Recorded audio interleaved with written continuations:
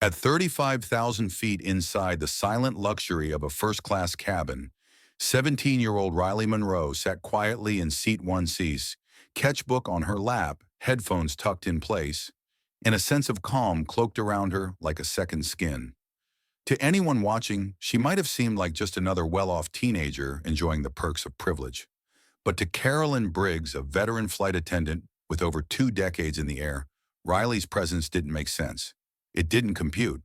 Riley was black, young, dressed in a muted high-end tracksuit. She didn't fit Carolyn's personal definition of what first class should look like, and in that moment a slow-burning judgment took root. Carolyn didn't shout. She didn't make a scene, but her every action whispered volumes. She questioned Riley's seat assignment twice. She offered refreshments to other passengers with warmth while serving Riley with clipped phrases and cold glances. To Riley, this wasn't new.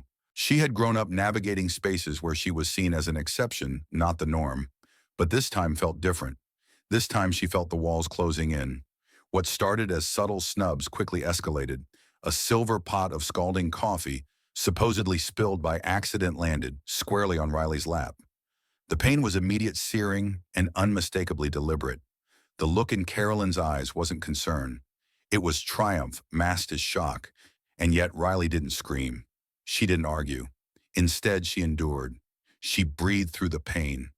She accepted help from a fellow passenger, a retired trauma surgeon in 2A, and quietly allowed the truth to take shape in the silence. What Carolyn failed to realize, however, was that Riley Monroe wasn't just another passenger. She was the daughter of Elijah Monroe, CEO and majority shareholder of Arias Air. And the coffee spill, that wasn't the peak of the story. It was just the spark. A spark that would soon ignite a fire reaching all the way to the top floor of corporate headquarters. The coffee scalded through layers of designer fabric and skin, turning Riley Monroe's quiet afternoon into a burning nightmare.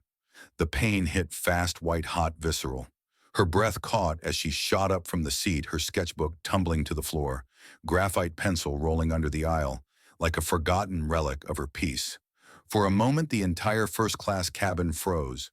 Conversations paused, tablets lowered, but the eyes that turned toward Riley weren't filled with concern.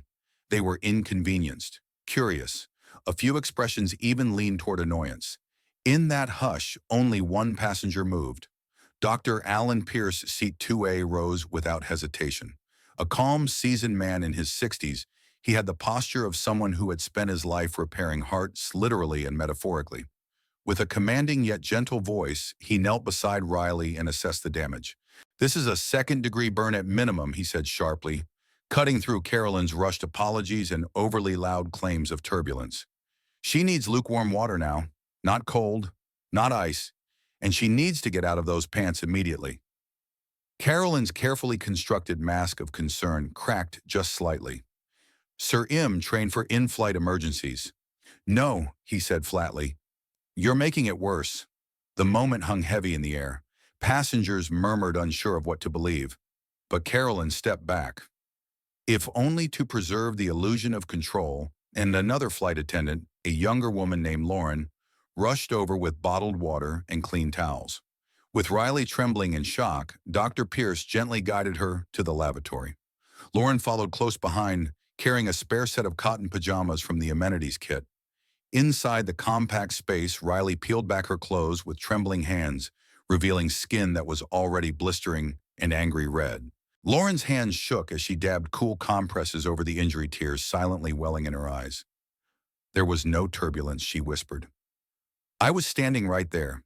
She didn't stumble. I saw her hand. She tipped it. On purpose."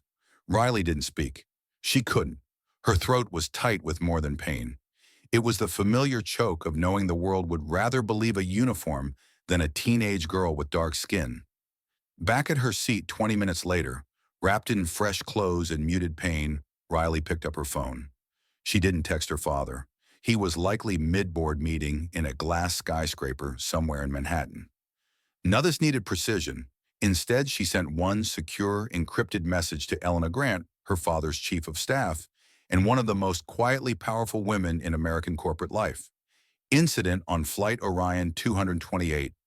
Flight attendant intentional misconduct resulting in injury. Requesting discretion and medical team at Heathrow. She hit send. Just 6 words. But they carried the weight of everything that came before and everything that was about to come. While Riley sat quietly in her seat, her body aching and her mind racing, Carolyn was already rewriting history. In the galley, she spoke in hushed tones to the purser, carefully weaving a narrative that sounded professional and believable. Unexpected turbulence, a distracted passenger with legs in the aisle. A quick response, a minor injury exaggerated for effect. She even dropped a few subtle comments about Riley's attitude, her uncooperativeness, her entitlement. It was a masterclass in manipulation, crafted from years of knowing exactly how to cover her own tracks. Meanwhile, Riley sipped water in silence. The burn pulsed beneath her clothes like a second heartbeat, but she didn't wince. She just watched, observed, absorbed. She wasn't just her father's daughter. She was his heir in temperament and clarity. Elijah Monroe had taught her one rule above all: never match their rage. Use it. Let it show you where the rot is. As the aircraft descended into London, the cabin resumed its artificial serenity. Movies resumed. Champagne flowed. Carolyn, once again poised near the exit door, wore her rehearsed smile. "I do hope you enjoy your stay in London," she said to Riley as she passed, "and do be more careful next time." Riley met her eyes for a moment, but she said nothing. No retort, no glare, just a quiet, unnerving calm.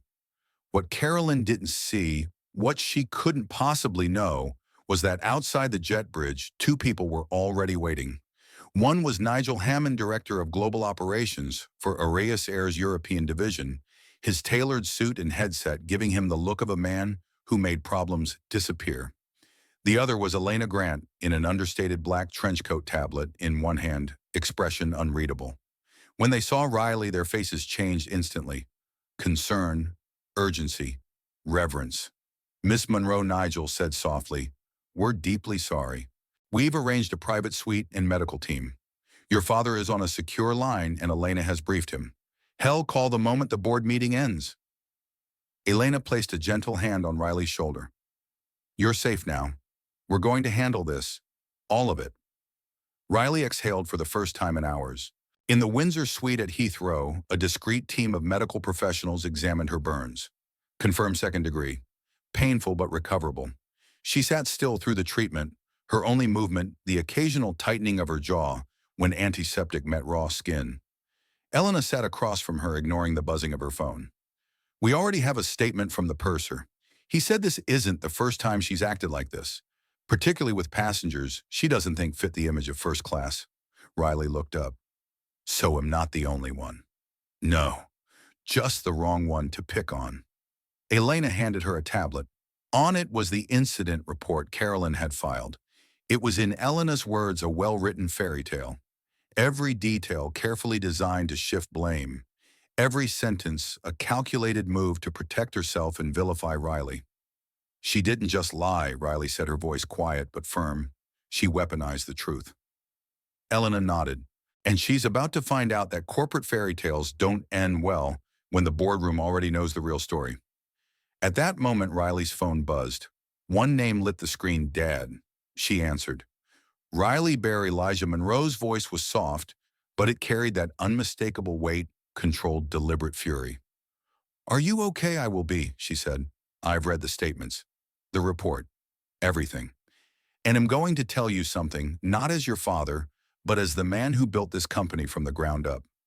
This is going to be handled, not covered, not silenced, handled." She didn't cry. Not now, not in front of Elena. But in that one moment, she allowed herself to feel not just the pain, but the promise. This wasn't the end. This was the beginning. The next morning, Carolyn Briggs arrived at the shimmering glass headquarters of Araeus Air in Long Island City. She had flown back from London the night before, smug in the belief that her years of experience and the carefully drafted report she'd filed had insulated her from any real consequences. Her uniform was freshly pressed, her blonde hair locked into its usual helmet of hairspray and poise. She even allowed herself a brief smile as she approached the front desk. "Carolyn Briggs," she said crisply, "here for the 9 a.m. meeting with HR." The receptionist glanced at her monitor and paused. Then her demeanor shifted ever so slightly. You'll be going to the 40th floor, executive conference suite. Carolyn's smile faltered. HR was on the 40th floor. That floor belonged to the board's C-suite officers in crisis response. She tried to swallow the unease crawling up her throat as she stepped into the elevator, its mirrored walls suddenly too reflective, too honest. When the doors slid open, the hallway was silent, carpet-thick walls lined with modern art and photographs of Oris milestones. She was escorted by security, not HR staff. The men didn't speak. They didn't have to. Their presence made her heels sound too loud, too guilty. Inside the conference room, 3 people waited. At the head of the long mahogany table sat Arthur Kenley, Vice President of In-Flight Services for North America, dignified eyesight with a posture that suggested he'd rather be anywhere else than wasting time on a disciplinary hearing. To his right sat Maria Vasquez, Carolyn's immediate supervisor, flipping through a printed report without looking up. And at the far end, sitting still as stone, was a woman Carolyn didn't recognize but immediately understood to be dangerous. Elena Grant, Chief of Staff to Elijah Monroe, the enforcer. Ms. Briggs, Arthur began. Please take a seat. She sat slowly, her hands folded tightly in her lap. We've reviewed your report regarding the incident on Flight Orion 228, Maria said flatly, still not looking up. And we have several concerns. Carolyn forced a professional smile. It was an unfortunate situation. The aircraft experienced sudden chop-light turbulence and I tripped. The passenger had her legs partially in the aisle, and the coffee stop, Elena said. Her voice wasn't loud. It didn't need to be. It cut cleanly through the air like a wire. We're not here to entertain fiction, Ms. Briggs. Carolyn blinked. Excuse me. Elena tapped a tablet, rotating it so Carolyn could see the screen. Here's the flight data recorder. From takeoff to descent, not a single indication of turbulence. Not a single jolt. The flight was, quote, smooth as glass, as confirmed by the captain himself. Carolyn's throat tightened. Arthur slid a second tablet forward. Here's the testimony from David Yee, your purser. He stated that your demeanor toward the passenger in 1C was openly hostile and visibly retaliatory. He further observed what appeared to be a deliberate action that led to the injury.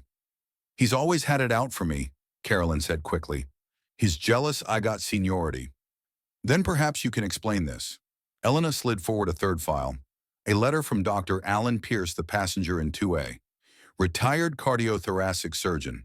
He describes your actions not as accidental, but intentional and aggressive, and details second-degree burns, inappropriate response, and a lack of empathy or urgency. Carolyn's voice cracked. This is outrageous. That girl, she was rude. She was dismissive. She didn't even belong in first class. There it was. The mask slipped. And for a second, silence swallowed the room. Arthur leaned forward. What did you say? Carolyn hesitated. I meant she didn't act like she belonged. She didn't carry herself like most of our high-tier passengers. She was seated in 1C, Maria snapped, finally looking up, which by your own records is only assigned to top-tier loyalty members or immediate family of company executives. That's when it hit her, the cold sinking in her stomach, the stares, the silence, the presence of Elena Grant. No, she whispered. That girl, who was she? Elena leaned in slightly. Her name is Riley Monroe. Carolyn's breath caught. The room tilted. Daughter of Elijah Monroe. Arthur added, voice like stone. Founder, CEO, chairman of this company. The man whose initials are on the tail of every aircraft you've ever stepped foot on. Carolyn's skin drained of color. No, that's not possible, she muttered. She didn't act like it. She wasn't dressed. Maria's voice cracked like a whip. Say it. She wasn't white enough, not rich-looking enough, not submissive enough. Carolyn fell silent.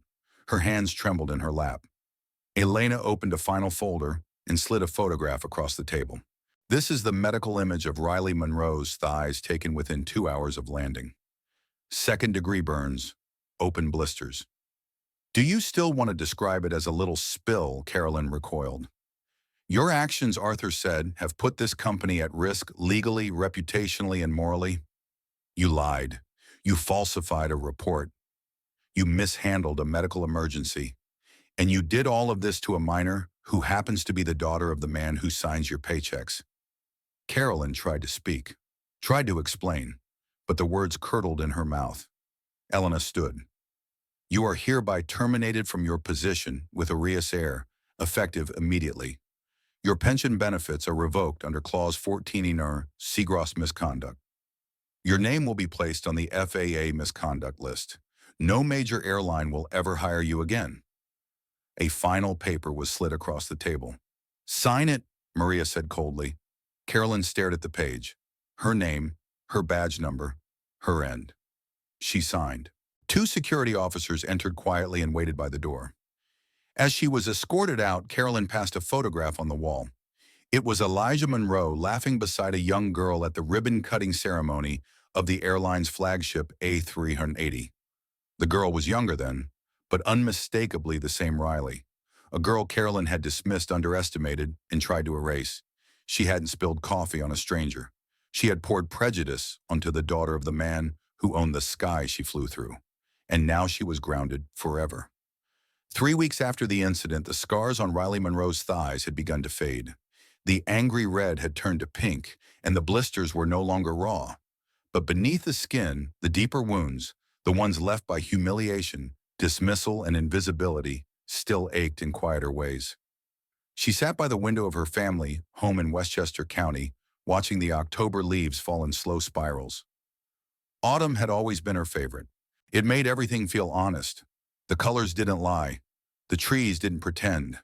Things died, changed, and came back new. And that in some strange way was exactly what was happening now. Riley hadn't been back on a plane since Flight Orion 228. The idea of stepping into another aircraft, of hearing the chime of the seatbelt sign, of smelling the bergamot-infused cabin air made her stomach twist. But her father had given her space. No pressure, no urgency. Only quiet support in a single question asked gently each morning. How are you today, Riley Bear? Some days she didn't know how to answer, but she tried. Meanwhile, Elijah Monroe wasn't just dealing with the trauma of a father, he was acting as a CEO in crisis. But not in the way most executives did. There were no frantic PR statements, no private settlements, no quiet dismissals and corporate jargon. What Elijah saw in that cabin wasn't just an act of personal injustice, it was a symptom of a rot that had taken root in the very company he built. And rot he knew didn't get better with time. It spread, silently, systemically. So he called a meeting, not with lawyers, not with crisis managers, but with people who had never been invited to the 40th floor. He brought in flight attendants from every region, black, white, Asian, Hispanic, Muslim, Jewish, old, young, gay, straight. He invited gate agents, baggage handlers, junior HR staff, cabin cleaners, people who saw everything, heard everything, and were rarely heard themselves. And he asked one question, what don't I see? What followed was a 5-hour listening session that turned into a 12-hour truth marathon. Stories poured out, quiet discrimination, subtle retaliation, unspoken standards for who was seen as first-class material. A flight attendant named Samira tearfully shared how she had been reprimanded for wearing a hijab on an international route. A black male agent, Troy, said he was often assigned economy check-ins, while his white colleagues took first-class lines. A Latina crew member, Lupe, admitted she no longer spoke Spanish on board even when passengers needed it because a supervisor once told her it made the airline sound cheap. Elijah didn't speak much. He just listened. And when it was over, he stood and said, "Thank you. You've just helped me write the blueprint for our rebirth." A week later, Arias Air announced the Monroe Standard. It wasn't just a diversity program. It was a cultural overhaul. It included mandatory empathy-based VR simulations for all flight and ground staff designed to immerse employees in the lived experience of passengers from marginalized backgrounds. Bias training that actually worked, developed in partnership with sociologists and trauma-informed psychologists. A zero-tolerance policy for discrimination with whistleblower protections and executive oversight. And a new initiative called First Class Starts with Charactera, redefinition of what it meant to serve with dignity. But perhaps the boldest move of all was Elijah's decision to make the full story of Flight Orion 228 public. No redactions, no watered-down versions. He published the internal report, the medical documentation, and Carolyn Briggs' termination letter in an open-access transparency hub. The press had never seen anything like it. Some called it corporate suicide, but the public called it leadership. Within 48 hours, Aureus Air's social media exploded with support. Former passengers shared their own stories. Thousands of employees across the industry asked for jobs. One retired Delta pilot tweeted finally, "A CEO who doesn't just fly high but stands tall." Back in Westchester, Riley sat with Elena Grant in the living room. The woman who had once seemed like a shadow behind her father's power now felt more like an aunt she never knew she had. "Are you sure about this?" Elena asked, tapping her tablet. Riley nodded slowly. "Yeah, if I don't own my story, someone else will." The interview was with CBS Sunday Morning. It wasn't flashy. It wasn't about drama. It was quiet, respectful. They filmed her in the family art studio, where she kept her sketchbooks and a half-finished charcoal drawing of clouds fractured by sunlight. She told her story without anger, without theatrics, just truth. "It wasn't about the coffee," Riley said. "It was about being made to feel like I didn't belong, like I was interrupting something sacred just by sitting there. And I wasn't mad at Carolyn at first. I was just tired. Tired of that look, that tone, that question, 'Are you sure you're in the right seat?'" The interviewer asked what justice looked like to her. "Justice isn't revenge," she said. "It's not firing someone and moving on. It's making sure it doesn't happen again. Not to me, not to anyone." When the segment aired, it reached over 15 million viewers in a week. And not because it was scandalous, but because it was true. Older Americans, particularly Black veterans of the civil rights era, wrote letters to Aureus Air by the hundreds.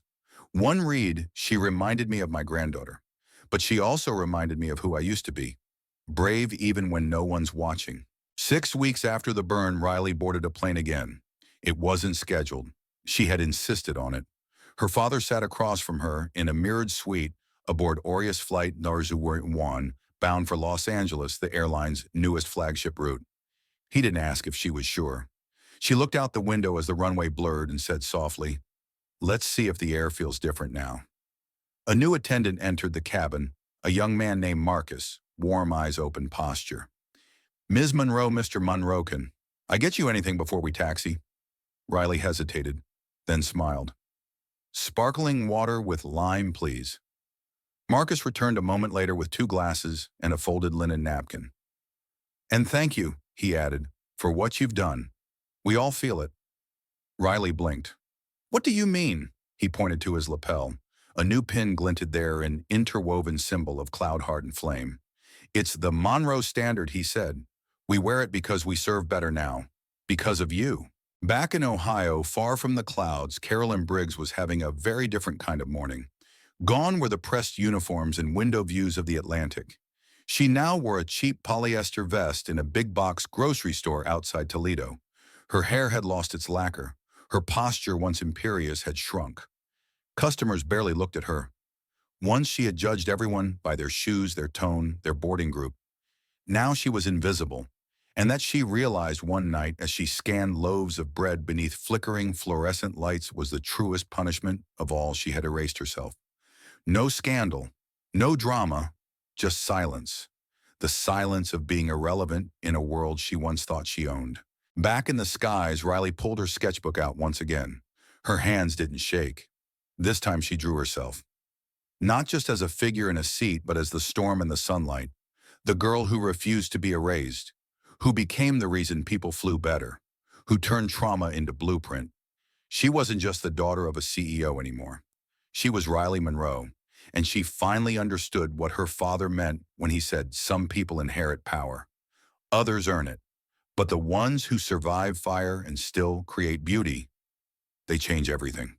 When the story of Flight Orion 228 first surfaced publicly, it was dismissed by some in the industry as just another corporate scandal, short-lived, emotionally charged, and destined to fade into the digital noise. But that wasn't what happened. Instead, it spread quietly, powerfully, and irreversibly. Airline executives across the United States began receiving emails from staff titled, "Are we Arusur? Are we Carolyn Middle Managers?" started holding unsanctioned listening sessions. Even competitors like JetNova Sky Amerii and Stellar Air, longtime industry rivals, started internal audits of their own bias training, quietly updating their flight attendant manuals and evaluation systems. the Federal Aviation Administration FREA held a closed-door session to discuss adding compassion-based training requirements to flight certification protocols. Within a month, the National Flight Attendant Union filed a petition asking all domestic airlines to adopt the Monroe Standard as an industry benchmark. Riley Monroe's name wasn't in those emails, but her story was, and her silence on that day and that moment had become a kind of moral seismic wave. 3 months later, Riley sat backstage at the Global Aviation Leadership Summit in Washington, D.C. She wasn't there to speak, at least not originally. She had been invited by the board of Aureus Air to observe the company's keynote address. But when 2 other speakers withdrew at the last minute citing schedule conflicts and unresolved PR issues, the organizers turned to her. "Just share what you feel comfortable with," one of them had said. She wore a soft gray suit, simple pearls, and the pin that bore her name, RM, under the cloud heart flame symbol of the Monroe Standard. Her hands weren't shaking, though her heart pounded in that electric way it does when history is about to happen, and you know it. The room held over 900 industry leaders, including CEOs from every major airline in North America, dozens of senior policymakers and representatives from international watchdog groups. The lights dimmed. Her name appeared on the screen in quiet font. And then she stepped into the spotlight. "Good afternoon," Riley began. Her voice was steady, clear. "My name is Riley Monroe. I'm a high school senior. I'm an artist. And I used to be scared of airports." Soft laughter, a few eyebrows raised. She continued. 3 months ago, I boarded a flight in seat 1C. I was traveling alone. I had a sketchbook on my lap. I was dressed comfortably, not glamorously. And I guess I didn't look like I belonged there. Because someone made that decision for me. Not based on my name or my ticket, but based on my face. You could have heard a pen drop. I was burned. Literally. And for a while I thought I had to carry that quietly. But what I learned, and what I hope you leave here with, is this: justice doesn't always arrive in sirens and lawsuits. Sometimes it comes in policies, in training manuals, in the way a flight attendant greets the next black girl in seat 1C. Her eyes swept the crowd. "I'm not here to shame you. I'm here because you can build planes that fly 40,000 feet into the sky, but if your service stays stuck on the ground, you haven't gone anywhere at all." Thunderous applause. And in that moment, Riley didn't just reclaim her voice, she became a compass. After her speech, invitations poured in. The Smithsonian's National Air and Space Museum asked to display her original sketchbook as part of a temporary exhibit titled "Passengers Who Change Flight." The United Nations Human Rights Council requested a private audience to discuss bias in service industries. A startup in Silicon Valley offered her a paid summer internship in inclusive experience design, but she turned most of them down, not out of defiance, but out of focus. "I don't want to be a symbol," she told Elena Grant in a quiet moment. "I want to be a solution." So she returned to her art studio. She wrote. She listened. She painted not just clouds this time, but faces, hands, and silhouettes of people rising from seats others said they didn't deserve. Meanwhile, Elijah Monroe pushed further than any CEO in airline history had dared to go. He proposed a voluntary alliance of U.S.-based airlines called the Charter for Passenger Equity, where participating carriers would share anonymized incident data to track patterns of discrimination, publish annual bias response audits with third-party oversight, host quarterly inter-airline cultural empathy training camps, and contribute a percentage of corporate earnings to a shared fund for passengers harmed by prejudice in air travel. Stellar Air and Sky Ameri signed on immediately. Others hesitated, but Elijah didn't push harder. He just said, "You'll sign eventually," because the wind is shifting, and it was. By the end of the fiscal year, 18 of the 22 major carriers in North America had joined. And for the first time since deregulation in the 1970s, air travel was no longer just a matter of logistics, schedules, or bottom lines. It was a question of values. But perhaps the most moving moment in the aftermath came quietly. In a small airport lounge in Dallas, a young flight attendant named Kendra, just weeks into her job, saw a mother traveling alone with a son who had autism. He was mid-meltdown, overwhelmed by lights and noise. Other passengers rolled their eyes. Some muttered complaints. But Kendra knelt, whispered gently, and offered the child a set of noise-canceling headphones. She gave the mother a hot cup of chamomile tea. And when the mother started crying, Kendra said, "We're trained for this now. You're not alone." The mother, still crying, looked at the small pin on Kendra's blouse. It read, The Monroe Standard. 6 months after Flight Orion 228, Riley Monroe found herself standing alone on a hill overlooking the Hudson River. The wind danced through her curls. She wore no makeup, no microphones, no audience, just a sketchbook and a pen. She sat down, crossed her legs carefully, and began to draw, not herself, not her father, not the clouds, but something different. She drew a seat, just one seat, empty but dignified, soft lighting above it, no labels, no judgment. And above it, in delicate script, she wrote, Your value is not decided by your row number. That night, she left the drawing on her desk. The next morning, her father walked past, paused, and smiled. Riley Bear, he said softly. She looked up. You know, someday when I'm gone, people are going to say, I built a global airline. She raised a brow. You did? He shook his head. No, you did. I just built the engines. You gave us the direction. Spring came slowly to Westchester that year, as if the world was unsure how to exhale again. The trees were hesitant, the wind uncertain. Even the crocuses bloomed in whispers. But inside the Monroe household, the air was shifting with a different kind of pressure, one that had nothing to do with weather and everything to do with expectation. It had been nearly 9 months since Riley Monroe had taken that fateful flight. Since then, she had stood before industry titans, redefined a company's code of conduct, and inspired a cultural movement that spanned continents. But now, as she sat in the same armchair she had once curled into with a sketchbook on her lap, she felt a different kind of discomfort, not from trauma, but from the weight of choice. On the coffee table in front of her sat a stack of letters, emails, and invitations. UNICEF wanted her to speak about youth leadership. Columbia University offered her a scholarship and a guest spot on their civic ethics panel. A documentary filmmaker wanted to follow her for a year. A nonprofit in Johannesburg asked her to help launch a training program modeled after the Monroe Standard. And all of it felt heavy, not wrong, not even overwhelming, just too loud for a girl who still found peace in graphite sketches and cloudy window seats. That evening, as the sun dropped behind the Hudson River in muted gold, Riley joined her father on the back porch. He was sipping coffee, reading a newspaper, the old-fashioned way, folded tactile ink smudge. The front page featured her again. Teen activist reshapes global policy on in-flight equity. Elijah read aloud, shaking his head with a wry smile. They make you sound like a senator. Riley gave a small laugh. It's flattering, exhausting, uncomfortable. He looked at her more closely. Uncomfortable how she paused, pulling a blanket around her shoulders. I didn't ask for this. I never wanted to be a movement. I just wanted to draw. I wanted to sit in peace and let my mind make sense of things on paper. Her father didn't interrupt. He just let her speak. They call me a role model, but I don't feel like one. I still flinch when a flight attendant walks toward me. I still don't like the sound of boiling water. I'm not healed. Not really. Elijah nodded slowly. You know what I think, he said. I think you're mistaking visibility for obligation. She looked up. What do you mean you think just because people are watching you owe them something? But leadership isn't about being seen. It's about knowing who you are, even when no one is watching. He put down his coffee. You don't have to say yes to every podium, Riley. You don't have to carry every cause. You already changed the world once. That doesn't mean the rest is your burden. But if you do want to then lead in a way that protects your peace. That night, Riley sat alone in her studio, surrounded by canvases, both finished and unfinished.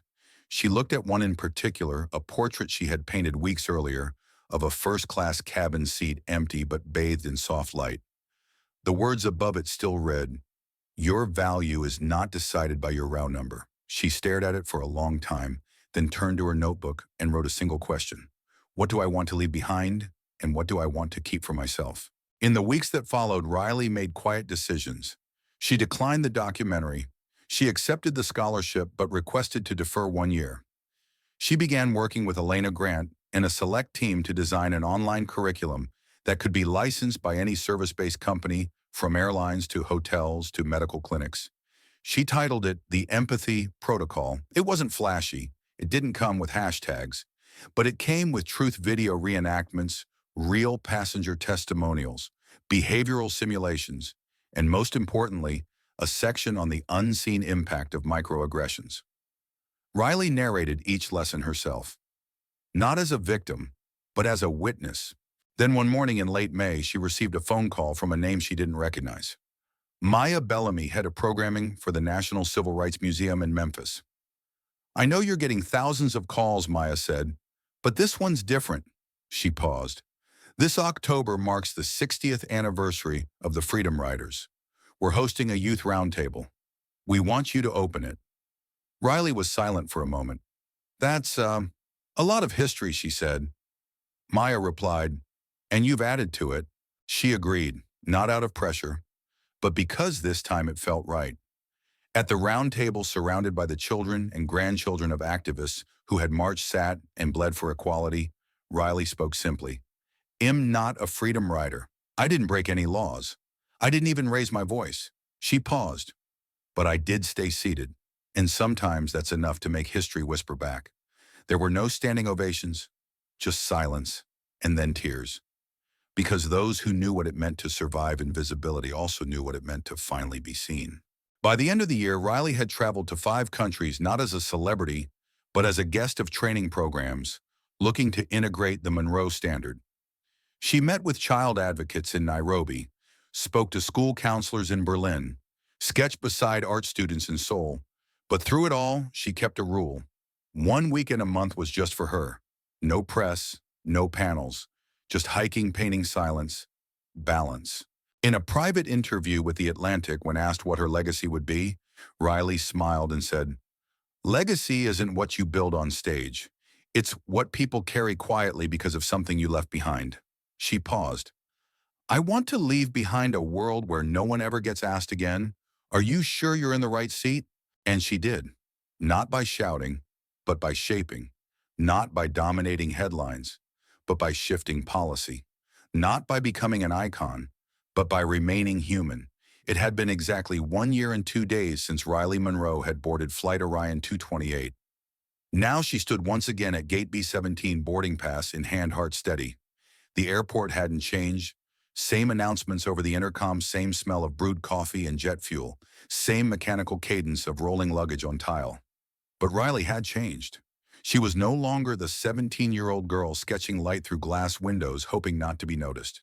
She was 18 now, a high school graduate, a scholarship recipient, a curriculum designer, a voice behind a movement. Yet this trip wasn't about any of that. It wasn't a keynote, it was a tour. It was just a vacation, a celebration of endings and beginnings. She was flying to Lisbon with her best friend Imani to spend 10 days painting on rooftops and walking through pastel alleyways filled with street music and history. Just 2 girls, 2 carry-ons, no headlines.